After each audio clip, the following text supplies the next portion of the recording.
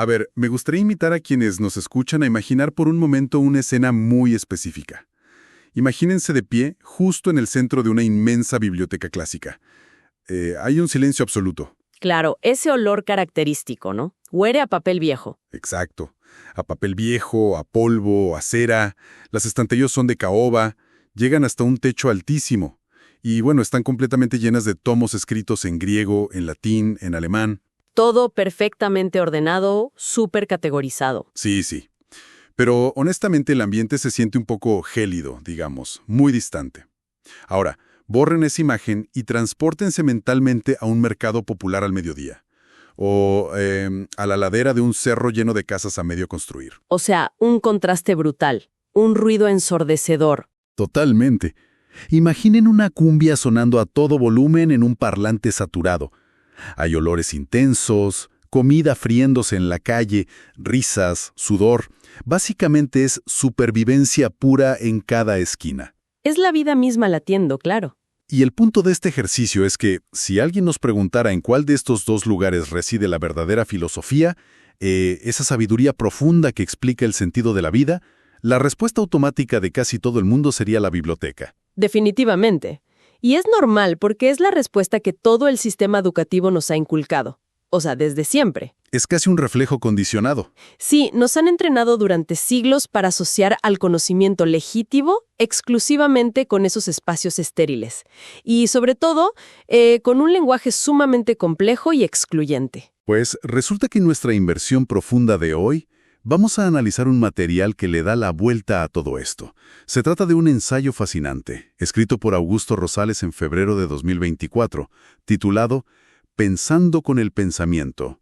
El Perú, el peruano y su filosofía. Un título potente, la verdad. Muy potente. Y básicamente nos dice que estamos buscando las respuestas en el lugar equivocado.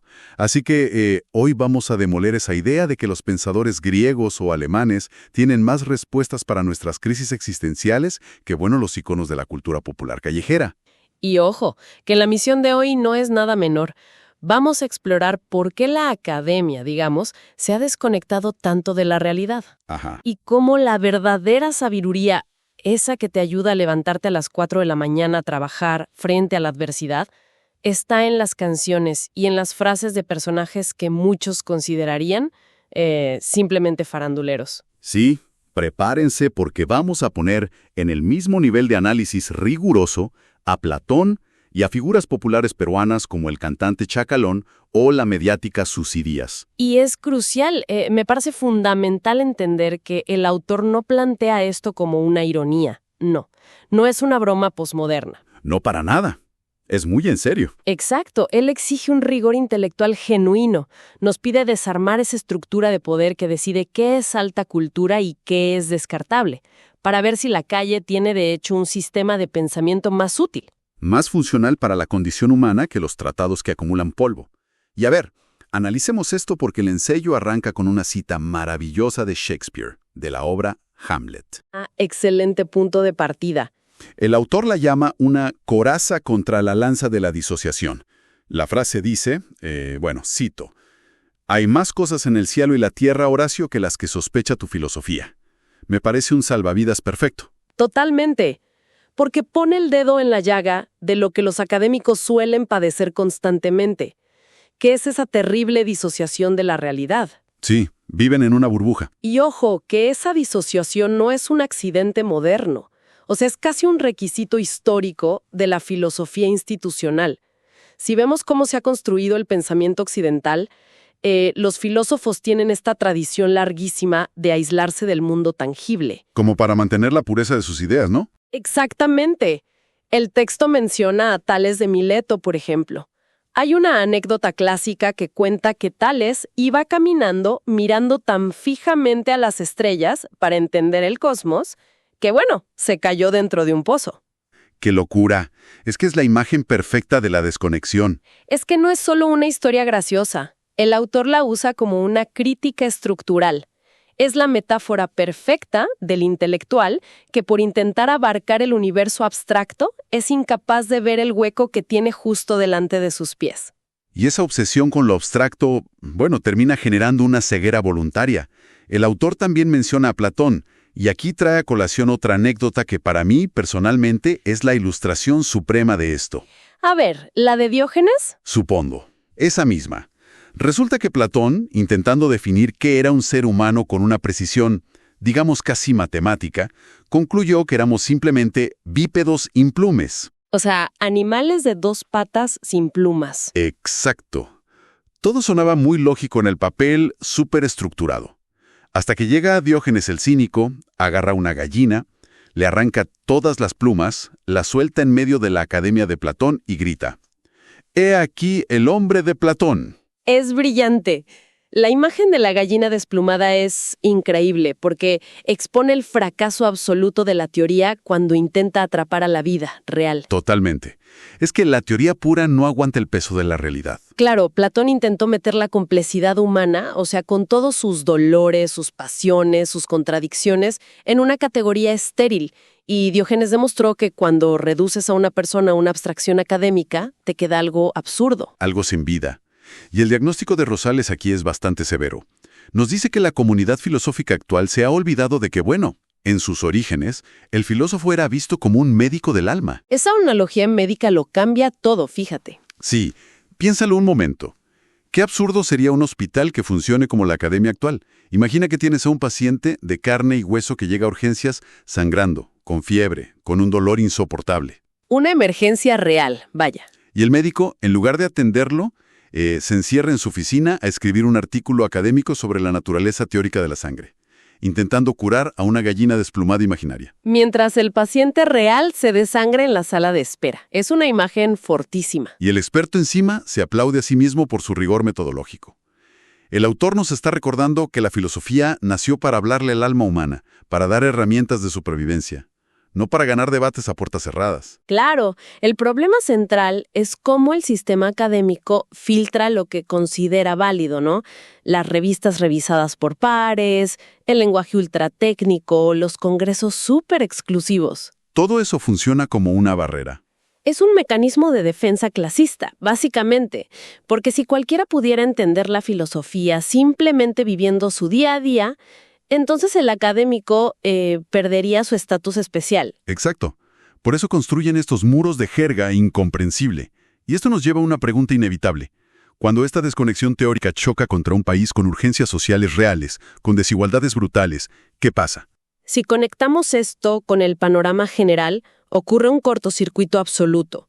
Y ahí es donde el ensayo aterriza en el diagnóstico específico del Perú. Sí, con una metáfora geográfica que me pareció buenísima. Sí, el autor visualiza esta fractura diciendo que el Perú como país, el ciudadano peruano de a pie y el filósofo académico son 3 entidades separadas. Cada uno está, digamos, nadando en su propio olvido. Como si estuvieran aislados en playas distintas. Exacto. Y la ironía dolorosa es que la playa del pueblo está repleta. Es caótica, vibrante, llena de experiencias. Mientras que la playa de los congresos de filosofía está completamente desierta, habitada solo por ecos. Qué soledad tan autoimpuesta por la academia, la verdad. Aunque, bueno, el texto es justo y sí reconoce a los pesos pesados que intentaron crear puentes. Menciona a gigantes como Pedro Zulén, Francisco Miró Quesada, David Sobrevilla. Sí, y pone un énfasis muy especial en José Carlos Mariátegui. Clave, Mariátegui es clave aquí. Es que él fue fundamental porque entendió algo básico. No podías diagnosticar la realidad andina o latinoamericana usando solo los lentes de pensadores europeos que jamás habían pisado estas tierras. Es que tratar de arreglar un problema profundamente latinoamericano citando a Kant o a Hegel es como, no sé, intentar arreglar el motor de un auto usando un manual de jardinería. Jaja, es una gran analogía. No funciona. Y el autor afirma que si Mariátegui estuviera vivo hoy, apoyaría totalmente la premisa base de este ensayo, que básicamente es que debemos estudiar la realidad desde adentro, o sea, pensar con el pensamiento del peruano mismo. Suena poético, pero epistemológicamente es un giro gigantesco. Nos está diciendo que la herramienta para descifrar nuestra realidad no es importar una teoría extranjera, sino observar los mecanismos de defensa de la propia gente. Observar cómo el ciudadano común ya entiende el mundo. Exactamente. Validar la experiencia empírica de la calle.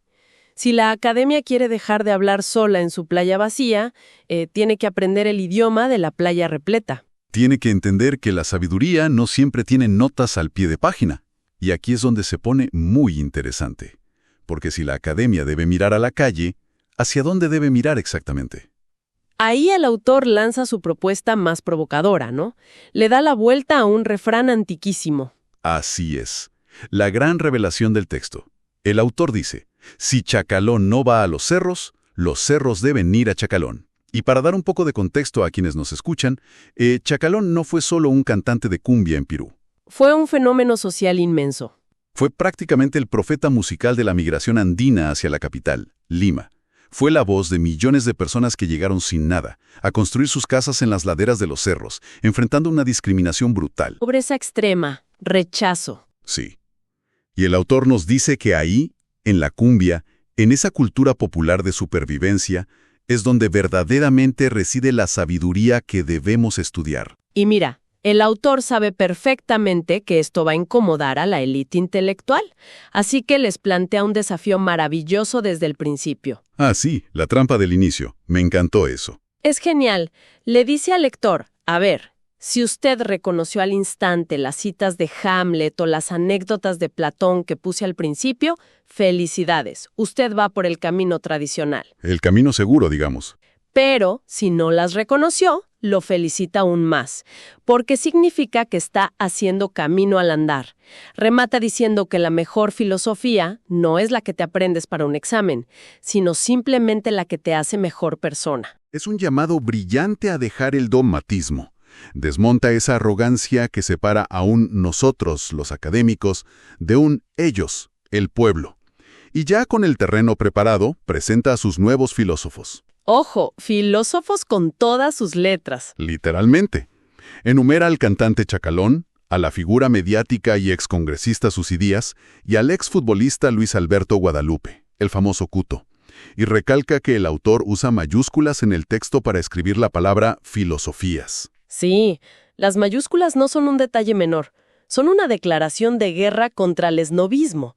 Está afirmando que estas figuras tienen sistemas completos para interpretar el mundo. No es una metáfora, es literal. Porque a diferencia de la teoría pura, que trata al humano como una máquina racional, estos iconos entienden que somos una voluntad sentimental. Voluntad sentimental. Qué gran concepto. Es que nuestro cerebro procesa la emoción, el dolor, la esperanza, mucho antes de procesar la lógica deductiva. La filosofía académica le habla a la razón fría, pero la filosofía de la calle le habla al sistema límbico, al corazón. A las vísceras, claro, que es donde se toman las decisiones de supervivencia. Pero a ver, voy a ser de abogado del diablo un momento, porque es fácil dejarse llevar por la emoción de romper el elitismo. A ver, dime. ¿De verdad podemos poner en la misma categoría a Sócrates y a Susy Díaz? O sea, entiendo que Chacalón canta sobre la marginación y el dolor, pero ¿no es eso simplemente sociología descriptiva? ¿O psicología emocional? Siento que llamar a eso filosofía es estirar demasiado el concepto. Es la objeción natural que pondría cualquier académico, y me parece súper válido preguntárselo. Pero lo fascinante de este punto es cómo el autor anticipa y desarma ese prejuicio usando a los mismísimos griegos. ¿Ah, sí? ¿Cómo defiende eso? Responde a la pregunta ¿de dónde están los tratados filosóficos de Chacalón? Recordando a Parménides. A ver, Parménides es uno de los presocráticos más venerados, ¿no? Sí, claro, un pilar de la metafísica occidental. Bueno, Parménides no escribía en prosa lógica, escribía en verso. Su gran obra sobre la naturaleza del cosmos es, literalmente, un poema. ¡Guau! ¿Visto así? Entonces el autor te plantea, si Parménides usaba el verso para explicar el origen del universo, ¿por qué vamos a invalidar a Chacalón por usar el verso cantado la cumbia para explicar el origen del sufrimiento humano? Es que tiene todo el sentido. Ese formato musical tiene muchísima más llegada al niño pobre o al muchacho provinciano que busca una vida mejor en una ciudad hostil. Exacto.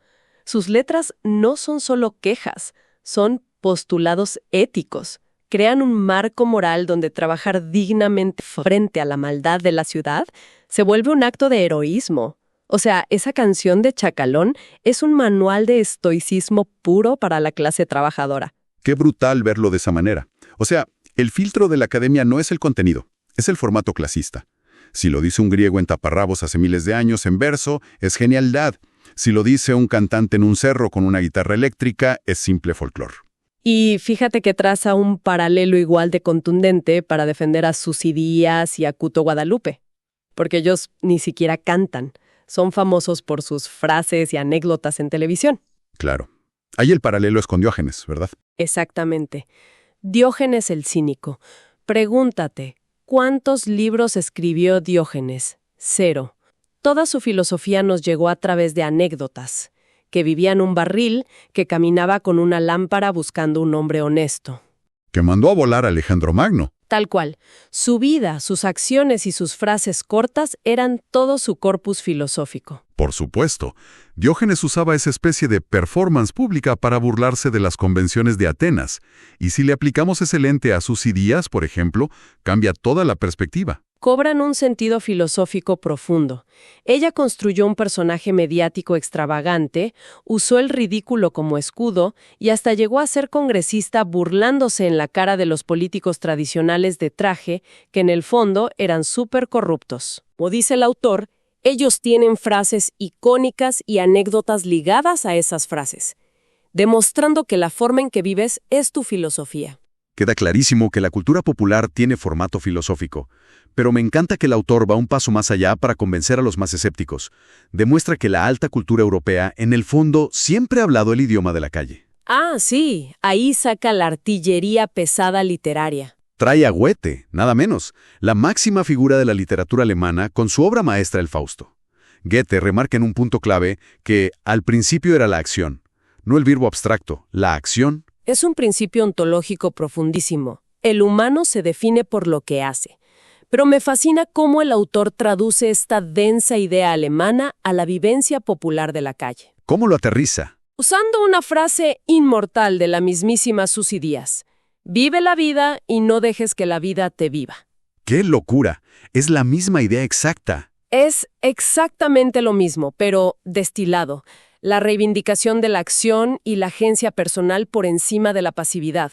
Es negarte a ser un actor secundario en tus propias circunstancias. La calle resolvió el problema existencial de Goethe y lo empaquetó en una frase que cualquiera puede aplicar en su rutina diaria, y hace el mismo ejercicio de traducción con la religión, con San Pablo. Sí, aborda el concepto de la fe. San Pablo define la fe como un principio salvador y la certeza de lo futuro y de lo invisible.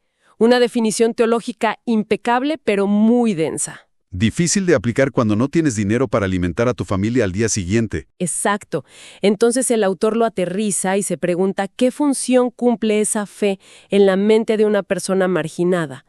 La fe nos hace creer que el mañana puede ser mejor. Es un motor psicológico. Y la conexión popular es la famosa frase del curito Guadalupe. La fe es lo más lindo de la vida. Una frase que nació en una entrevista de fútbol y se volvió un mantra nacional en Perú. Es que no es optimismo ciego, es una tecnología de supervivencia. Cuando el señor que vende desayunos arma su carretilla de madrugada con un frío terrible, no piensa en la definición teológica de San Pablo. Claro que no. Se impulsa con esa certeza pragmática de la calle. La fe es lo más lindo de la vida. Es fascinante porque la filosofía académica te enseña a deconstruir el mundo, pero esta sabiduría te da herramientas para sobrevivir en él. Y lograr transformarlo. Y creo que aquí radica lo vital de esto para quienes nos escuchan. A veces nos abrumamos en el trabajo o en la vida buscando respuestas en libros densos de management. Creemos que, si no está en un lenguaje sofisticado, no vale. Descartamos el sentido común de nuestra propia experiencia simplemente porque no suena profesional. Exacto. Y el autor nos demuestra que las soluciones más resilientes están en observar a la gente común a nuestro alrededor, en pensar con el pensamiento de la calle. Es una reconfiguración total de la autoridad intelectual. Y por eso la reflexión final de Augusto Rosales en el texto es tan poderosa y tan humilde. Sí, él se quita cualquier título rimbombante. Escribe, no soy filósofo, soy un peruano más, en el sentido popular y vulgar de la palabra. Desde ahí nos recuerda que hay más cosas en los cielos y la tierra que las que los congresos de filosofía puedan decir. Y cierra abordando el dilema del lenguaje, citando a Wittgenstein. Así es, plantea que los límites de nuestro lenguaje limitan nuestros mundos. Si solo validamos el lenguaje técnico, nuestro mundo será enano y elitista.